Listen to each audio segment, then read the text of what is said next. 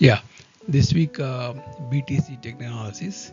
See this one how it went up this week because of the US so buyback policy and all this one. See, we expected to come here and will after this it will drop here. It will go to 55. I was expecting this one to come here, but it never came here. It went up directly. Okay. Anyway, congrats to this one. Okay, I can clear everything now. Yeah. If we give any correction here, any correction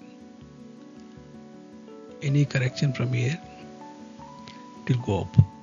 Once you reach this one, after breaking this one, if we give any big correction here, then this is the right good bull run here. Good bull run from here. Initially, if you give any correction here, then it will go up.